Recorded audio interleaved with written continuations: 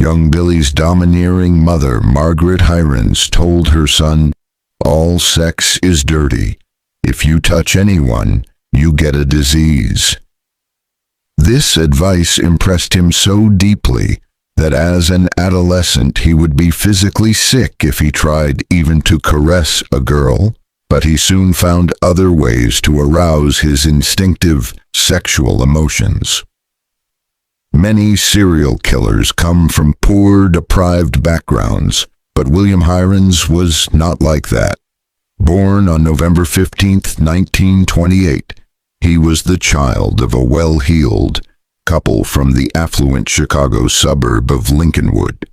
Nevertheless, relations between his parents were unsettled, and his mother discouraged any show of emotion. Within a few years, he was getting his excitement from fire setting and then from breaking into neighbors' homes to steal female underwear.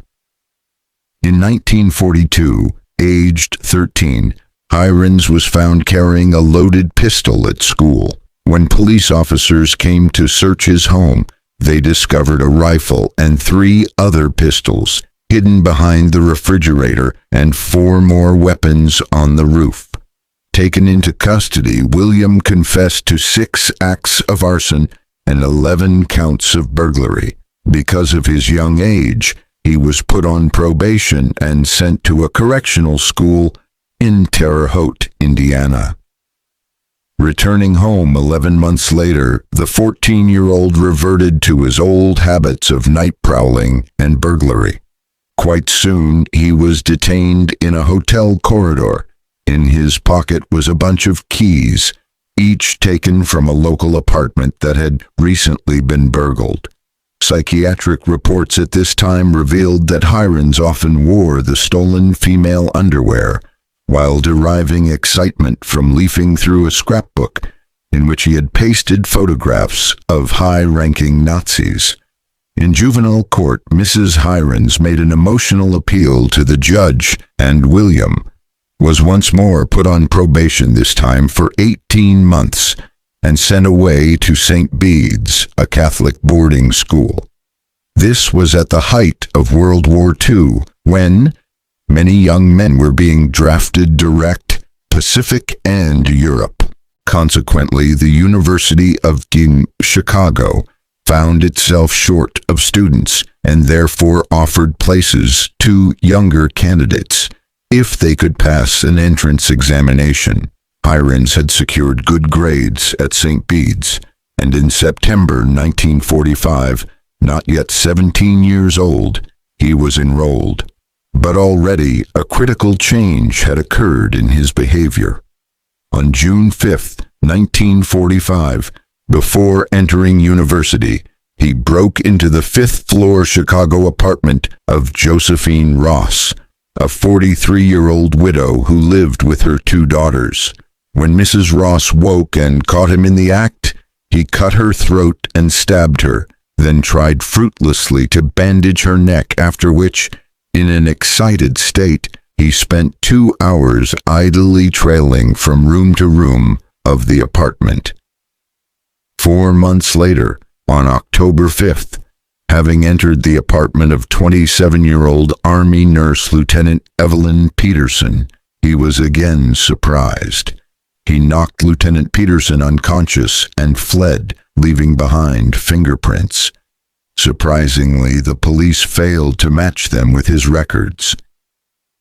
On December 10, 1945, 33-year-old Frances Brown came out of her bathroom to find Heirens in her apartment.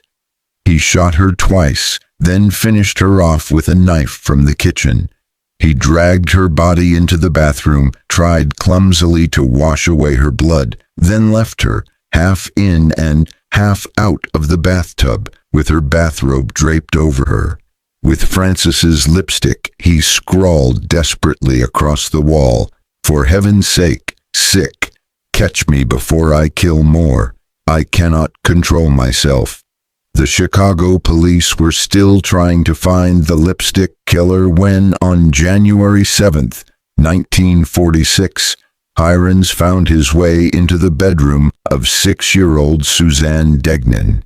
He carried her off, leaving a note demanding $20,000 ransom, and strangled her in a nearby basement. He then dismembered her body with a hunting knife, wrapping the remains in paper and disposing of them down storm drains. It was not until June 26, 1946, that police, answering a call concerning a prowler in an apartment on Chicago's North Side, found Heirens. He brought out a pistol, but the weapon misfired twice, and he was finally overpowered. On July 12th, the police announced that they had matched his fingerprints to the ones found in Frances Brown's apartment.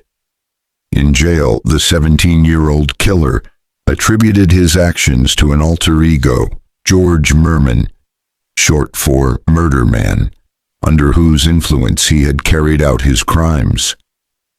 When I went out on a burglary, it seemed that George was doing it. In August 1946, his lawyers offered a plea bargain, saving Heirens' life against a detailed confession. Eventually, he was indicted for 3 murders, 4 assaults, and 22 burglaries.